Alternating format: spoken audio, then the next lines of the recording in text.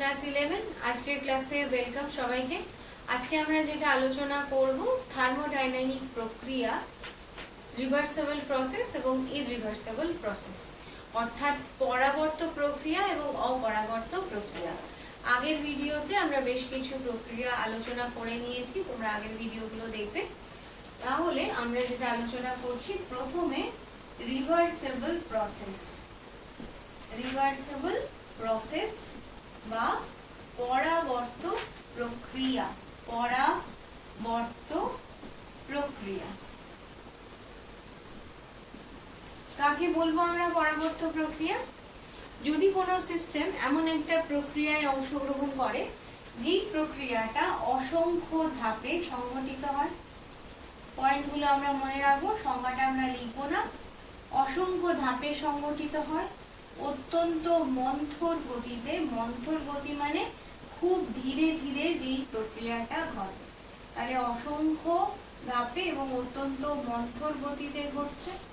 Number 2 কি দেখতে হবে? নাম্বার 3 যেটা দেখতে পাবো সেটা হচ্ছে এই সিস্টেমের এই যে আমরা এই প্রক্রিয়ার প্রতিটি পর্যায়ে বা সমস্ত পর্যায়ে অন্তর্বর্তী সমস্ত পর্যায়ে, এখানে অন্তর্বর্তীটা লিখে নি, অন্তর্বর্তী সমস্ত পর্যায়ে তাপীয় সাম্যাবস্থা, তাপগতীয় সাম্যাবস্থা অক্ষুণ্ণ থাকে। তাপগতীয় সাম্যাবস্থা অক্ষুণ্ণ থাকে। তাহলে এই সিস্টেমটা কেমন? যে প্রক্রিয়ায় অংশগ্রহণ করছে সেটার বর্ণনা এতক্ষণ করলাম।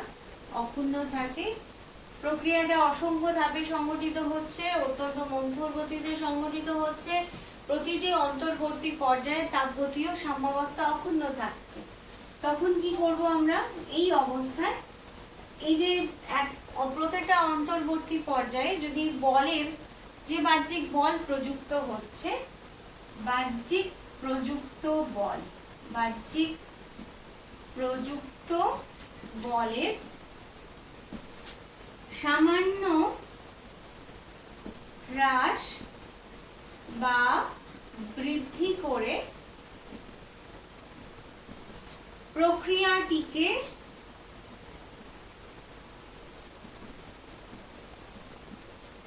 ইচ্ছানুযায়ী মানে ইচ্ছানুযায়ী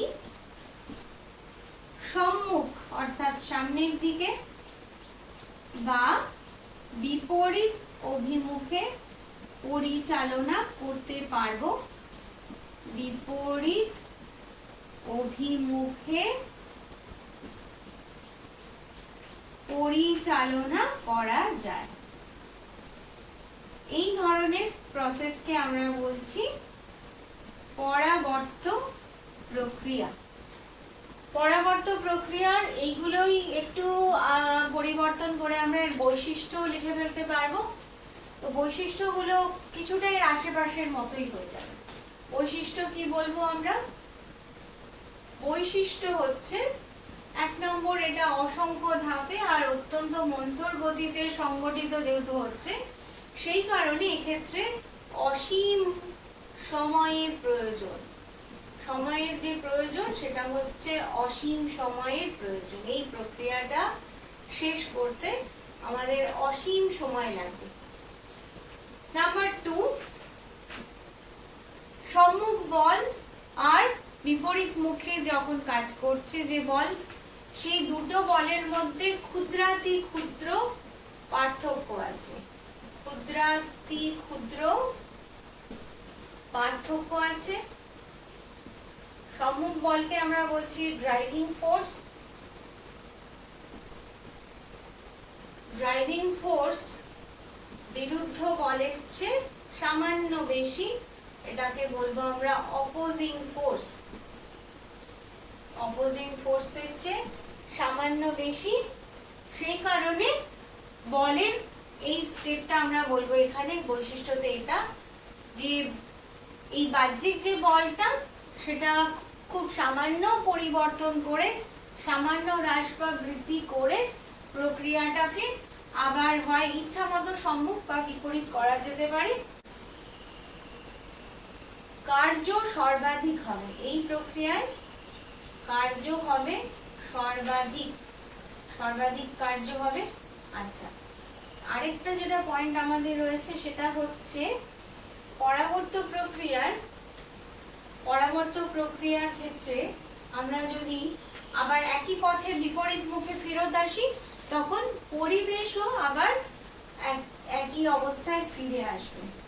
অর্থাৎ সিস্টেমকে যদি আমরা একই পথে কিন্তু বিপরীত দিকে আমরা ফেরত আসি তাহলে পরিবেশও সেই পুরনো সাম্যাবস্থায় বা প্রাথমিক অবস্থায় ফিরে আসবে।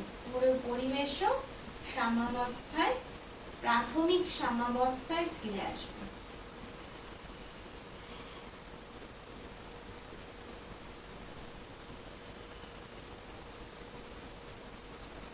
তাহলে এটা আমরা সংজ্ঞার মধ্যে যে বৈশিষ্ট্যগুলো বলবো সেইটা, আর এটা হচ্ছে পরাবর্ত প্রক্রিয়ার বৈশিষ্ট্য, খুব কাছাকাছি পাবো পয়েন্টগুলো। আরেকবার বলে দিচ্ছি যে অসংখ্য ধাপে অত্যন্ত মন্থর গতিতে সম্পাদিত হবে। অন্তর্বর্তী প্রত্যেকটা পর্যায়ে তাপগতীয় সাম্যাবস্থা বজায় থাকবে, আর বাহ্যিক প্রযুক্ত বলের মান সামান্য হ্রাস বৃদ্ধি করে আমরা প্রক্রিয়াটিকে ইচ্ছে মতো সম্মুখ বা বিপরীত দিকে পরিচালনা করতে পারবো। তখন তাকে বলা হচ্ছে পরাবর্ত প্রক্রিয়া। বৈশিষ্ট্য কি বলছি, যে এত অসংখ্য ধাপে এবং অত্যন্ত মন্থর গতিতে হওয়ার জন্য অসীম সময়ের প্রয়োজন হবে। আর এক্ষেত্রে ড্রাইভিং ফোর্স আর অপোজিং ফোর্সের তুলনায় ক্ষুদ্রাতি ক্ষুদ্র পরিমাণে বেশি হয়, এবং যে কোনো ধাপে এই বলের সামান্য হ্রাস বৃদ্ধি করে আমরা সিস্টেমটাকে আবার পুনরায় সেই অবস্থায় ফেরত আনতে পারবো। কার্য এই প্রক্রিয়ায় সর্বাধিক সম্পাদিত হবে, আর যখন আমরা একই পথে কিন্তু বিপরীত দিকে আমরা আবার পুরনো অবস্থায় ফেরত আসবো, তখন সিস্টেমটাকে ফেরত নিয়ে আসবো, তখন পরিবেশও কিন্তু একইভাবে প্রাথমিক সাম্যাবস্থায় ফিরে আসবে। একটা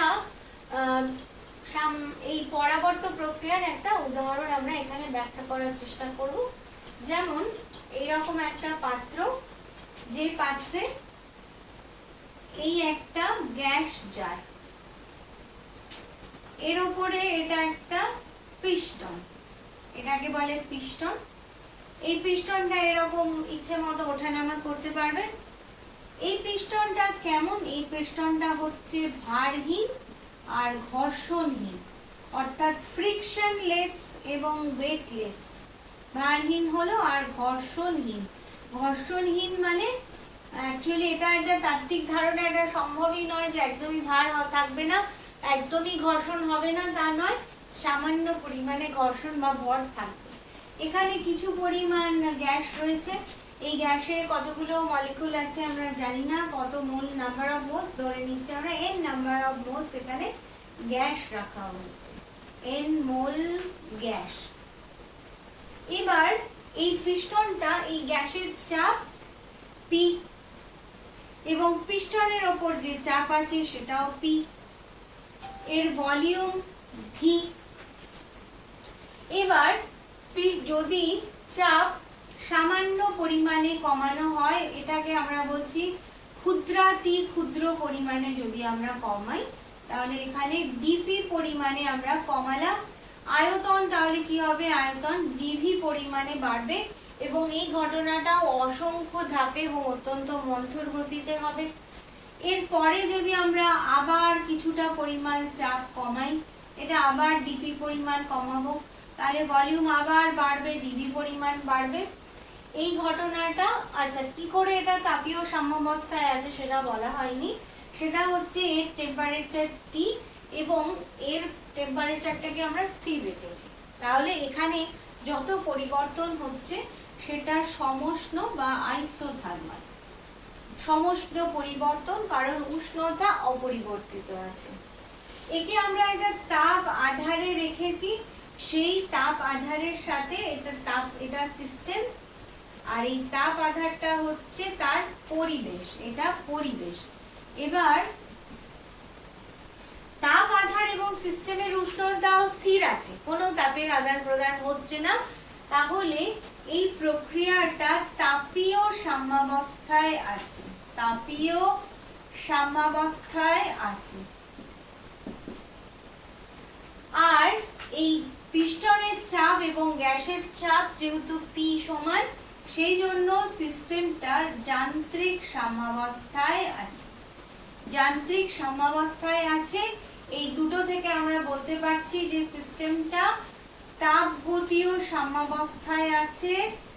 তাপগতীয় সাম্যাবস্থায় আছে, সেই কারণে কোনো অবস্থার পরিবর্তন হচ্ছে না।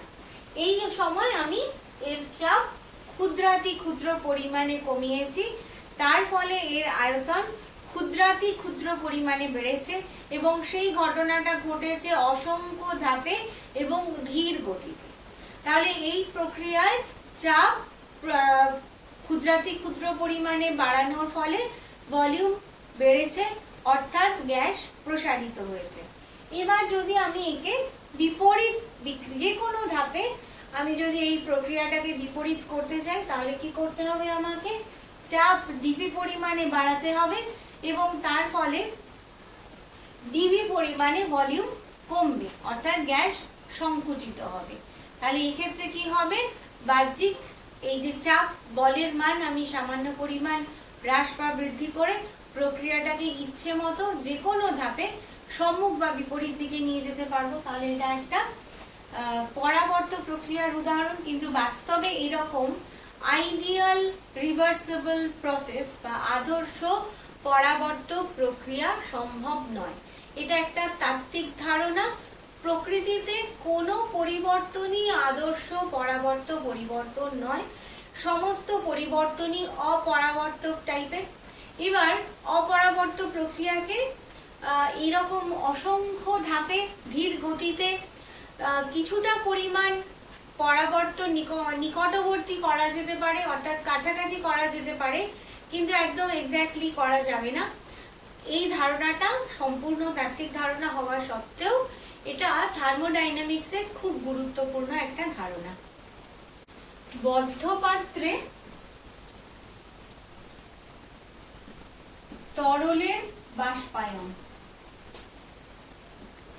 এটাকে আমরা একটা পরাবর্ত পরিবর্তন বলতে পারি। যেমন এরকম আমার কাছে একটা বদ্ধ পাত্র আছে, এখানে কিছু পরিমাণ জল আছে আর এটা তাহলে জল, এখানে আছে জলীয় বাষ্প। জলীয় বাষ্প দুজনের মধ্যে একটা সাম্যাবস্থা আছে। এখানে যে বাষ্প চাপ আছে সেটা হচ্ছে পি, জলের উষ্ণতা টি, টি উষ্ণতা। যদি উষ্ণতা খুব সামান্য পরিমাণে বৃদ্ধি করা যায়, এই বৃদ্ধিটার পরিমাণ হচ্ছে ডিটি। খুব সামান্য পরিমাণে যদি আমরা বৃদ্ধি করি তাহলে কি দেখতে পাবো? কিছু পরিমাণ বাষ্প এখান থেকে উৎপন্ন হবে, হয়ে এখানে ডিপি পরিমাণ বাষ্পচাপও বাড়বে, দিয়ে একটা নতুন সাম্যাবস্থায় পৌঁছবে। এবার যদি এই বৃদ্ধি যেটা আমরা করেছিলাম সেই পরিমাণে আমরা হ্রাস করি, ডিটি পরিমাণ বৃদ্ধি করার ফলে বাষ্পচাপ ডিপি পরিমাণ বেড়েছিল, এবার আমরা ডিটি পরিমাণ যদি হ্রাস করি তাহলেও কি হবে? যে পরিমাণ বাষ্প এখানে পরিণত হয়েছিল ঠিক সেই পরিমাণ বাষ্প আবার ঘনীভূত হয়ে জলে পরিণত হবে, দিয়ে নতুন সাম্যাবস্থায় উপনীত হবে। তাহলে আমরা কি দেখতে পাচ্ছি? এই ক্ষেত্রে এই যে বাহ্যিক প্রভাবক, এই বাহ্যিক প্রভাবকের ফলে বাহ্যিক বল খুব সামান্য হ্রাস বৃদ্ধি করে আমরা এই প্রক্রিয়াটাকে আবার যে অবস্থা থেকে স্টার্ট করেছিলাম বা যে কোনো পর্যায়ে এই যে ডিটি পরিমাণ বৃদ্ধি করার জন্য যে এফেক্ট, সেটা ডিটি পরিমাণ হ্রাস করার জন্য একই অবস্থায় আমরা পৌঁছতে পারলাম। এক্ষেত্রে এই জল আর বাষ্প দুটো মিলে একটা সিস্টেম, একে আমরা বলছি তাহলে বদ্ধ পাত্রে তরলের বাষ্পায়নও একটা পরাবর্ত প্রক্রিয়ার উদাহরণ। গ্যালভানীয় কোষে সংঘটিত বিক্রিয়া,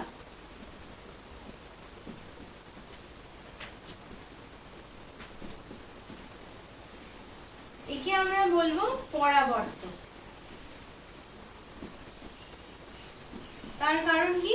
তার কারণ হচ্ছে এই ধরনের কোষের ক্ষেত্রে দুটো মেরুর ওপর বাইরে থেকে যদি এমন একটা বিভব প্রভেদ সৃষ্টি করা যায়, বিভব প্রভেদ, যাতে বিভব প্রভেদের মান তড়িৎ চালক বলের চেয়ে ক্ষুদ্রাতি ক্ষুদ্র পরিমাণে কম হয়। তড়িৎ চালক বল যদি বিভব প্রভেদের চেয়ে খুব সামান্য পরিমাণে কম হয়, তার ফলে কি হবে?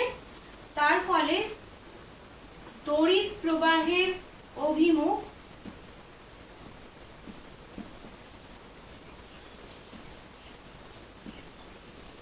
আর বিক্রিয়া অপরিবর্তিত থাকবে। বিক্রিয়া অপরিবর্তিত থাকবে। কিন্তু যদি বিভব প্রভেদ কোনোভাবে বিভব প্রভেদকে তড়িৎচালক বলের চেয়ে বেশি করে ফেলা হয়, তখন কি হবে? তড়িৎচালক বলের চেয়ে ক্ষুদ্রাতি ক্ষুদ্র পরিমাণে বেশি হয়ে যায়। তাহলে কি হবে? তাহলে তড়িৎ প্রবাহের অভিমুখ বিপরীত দিকে হয়ে যাবে। তাহলে এক্ষেত্রে আমরা দেখতে পাচ্ছি এই বিভব প্রভেদ হচ্ছে একটা বাইরে থেকে প্রযুক্ত বাহ্যিক বল বা বাহ্যিক প্রভাব, যার ফলে এই বিক্রিয়াটাকে আমরা একবার সম্মুখবর্তী করতে পারছি আর একবার বিপরীতমুখী করতে পারছি। সেই কারণে এই ধরনের পরিবর্তনকে বলা হচ্ছে পরাবর্ত পরিবর্তন। এবার আমরা আলোচনা করব অপরাবর্ত পরিবর্তনকে। অপরাবর্ত পরিবর্তন আমরা কাকে বলবো? অপরাবর্ত পরিবর্তনের ক্ষেত্রে এক্ষেত্রে যেটা হবে যে সিস্টেমটা প্রত্যেকটা ধাপের প্রতিটি অন্তর্বর্তী পর্যায়ে সাম্যাবস্থা বজায় থাকবে না। সাম্যাবস্থা বজায় থাকে না। আর প্রযুক্ত বাহ্যিক বলের ক্ষুদ্রাতি ক্ষুদ্র পরিবর্তন করে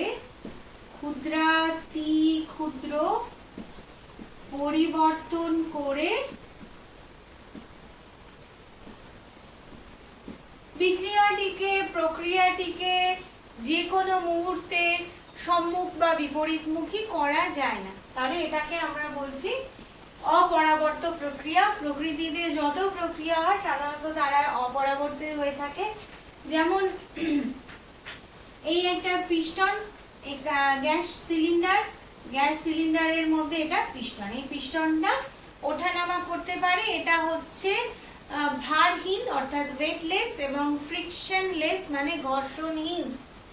এবার এই ক্ষেত্রে এখানে কিছু পরিমাণ গ্যাস আছে, গ্যাসের উষ্ণতা T, এখানে চাপ P, এখানেও পিস্টনের চাপও P, আর হচ্ছে পিস্টনের চাপ এইভাবে দেখালেই ভালো, পিস্টনের চাপ P, ভলিউম V, আর এখানে উষ্ণতা স্থির রেখে ভেতরে পরিবর্তন সংঘটিত হচ্ছে। স্থির উষ্ণতায় আমি একে একটা তাপ আধারে রেখে দিয়েছি। গ্যাসটা সিস্টেম, তাপ আধারটা পরিবেশ। এবার যদি হঠাৎ করে চাপ কমানো হয়, হঠাৎ করে অনেকটা পরিমাণ চাপ কমানো হয়, এই নতুন চাপ হচ্ছে, চাপ কমানো হলে এখানে হয়। চাপ যদি হঠাৎ করে কমাই তাহলে নতুন চাপ হয়ে যাবে P ড্যাশ, তখন ভলিউমও হঠাৎ করে বেড়ে যাবে। চাপ হঠাৎ করে অনেকখানি কমিয়ে যদি P ড্যাশ করা হয় তাহলে ভলিউম বেড়ে যাবে। এই পরিবর্তনটা অপরাবর্ত পরিবর্তন, কারণ এক্ষেত্রে সাম্যাবস্থা বজায় থাকে না এবং প্রতিটি পর্যায়ে সাম্যাবস্থা বজায় থাকে না। আর ক্ষুদ্রাতি ক্ষুদ্র পরিবর্তন করে আমরা একে আবার পুরনো অবস্থায় ফেরত আসতেও পারবো না। বৈশিষ্ট্যতে এগুলোই আমরা বলবো এবার, যে এই ক্ষেত্রে প্রত্যেকটা পর্যায়ে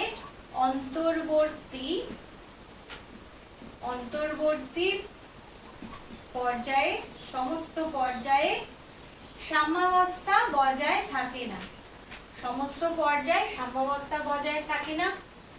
এক্ষেত্রে অত্যন্ত দ্রুত গতিতে সম্পন্ন হয় পরিবর্তন। দ্রুত গতিতে এক বা একাধিক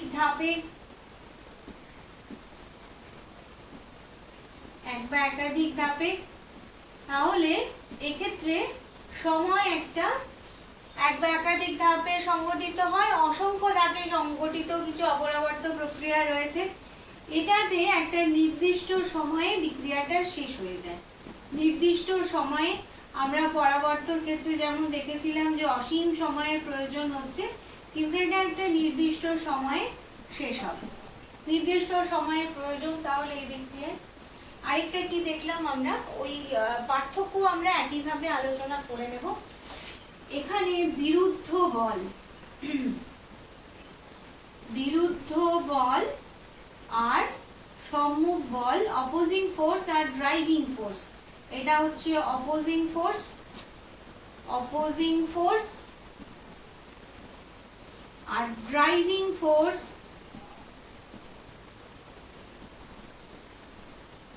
অপরাবর্তর ক্ষেত্রে আমরা দেখেছিলাম যে পার্থক্যটা ক্ষুদ্রাতি ক্ষুদ্র, অর্থাৎ খুব সামান্য পার্থক্য এদের মধ্যে, কিন্তু এক্ষেত্রে দেখতে পাচ্ছি যে এদের পার্থক্য অনেক বেশি। বিরুদ্ধ বলের চেয়ে ড্রাইভিং ফোর্স অনেক বেশি পার্থক্য এদের মধ্যে। কি কি পয়েন্ট পেলাম তাহলে? সাম্যাবস্থা বজায় থাকলো না, দ্রুত গতিতে এক বা একাধিক ধাপে সংগঠিত হলো, নির্দিষ্ট সময়ে হলো, বিরুদ্ধ বলের পার্থক্য হলো, আর পরিবেশ যদি সিস্টেম সাম্যাবস্থায় ফিরেও আসে, সিস্টেমকে আমি আবার পুরনো অবস্থায় বা প্রাথমিক অবস্থায় ফিরিয়ে আনলেও, প্রাথমিক সাম্যাবস্থায়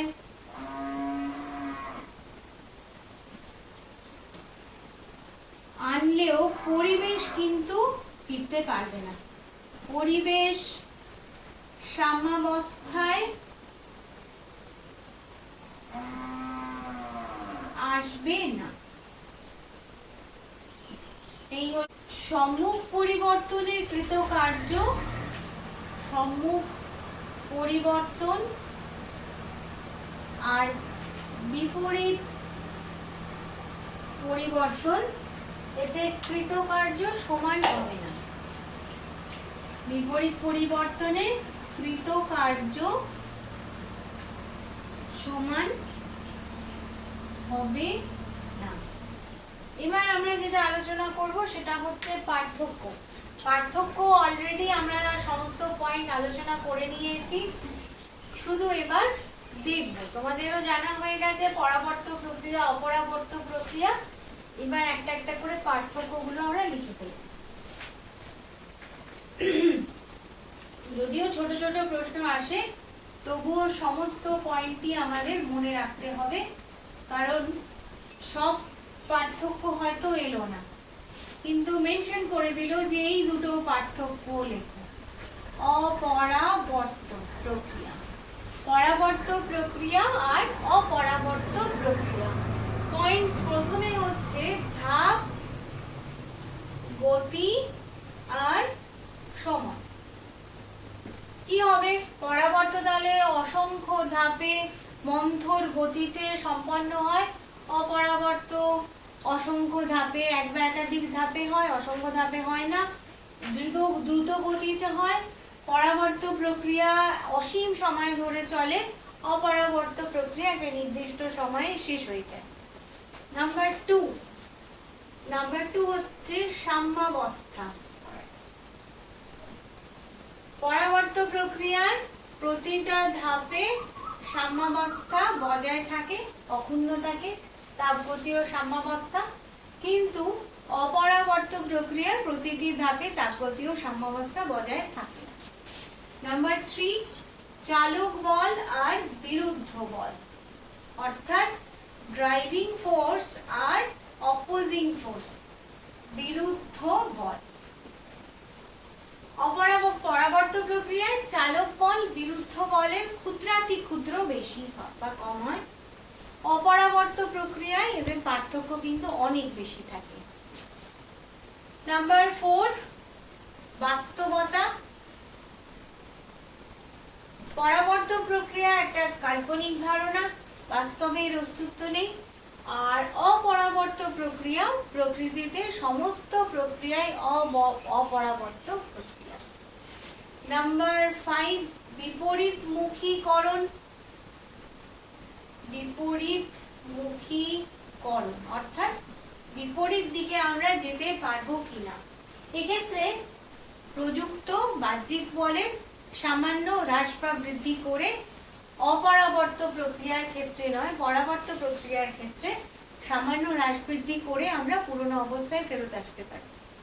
একটা ধাপ থেকে আরেকটা ধাপে যে পরিবর্তনটা সংঘটিত হয়েছিল, আবার সেই কারণটাকে সামান্য হ্রাস বৃদ্ধি করে আমরা আবার পুরনো অবস্থায় ফিরে আসতে পারি। কিন্তু অপরাবর্ত প্রক্রিয়ায় একদমই সেটা সম্ভব না। এবার হচ্ছে কার্য, প্রাপ্ত কার্য। নাম্বার 6, প্রাপ্ত কার্য। পরাবর্ত প্রক্রিয়ায় কার্য সর্বাধিক আর অপরাবর্ত প্রক্রিয়ায় কার্য তার চেয়ে কম। আজকের ক্লাস এই পর্যন্তই। আজকে আমরা একটা খুব ইম্পর্টেন্ট টপিক নিয়ে আলোচনা করলাম। এটা এর পরবর্তী ধাপে বিভিন্ন জায়গায় কাজে লাগবে, তো মন দিয়ে ভিডিও দেখতে থাকো আর এই ক্লাসগুলো ফলো করতে থাকো।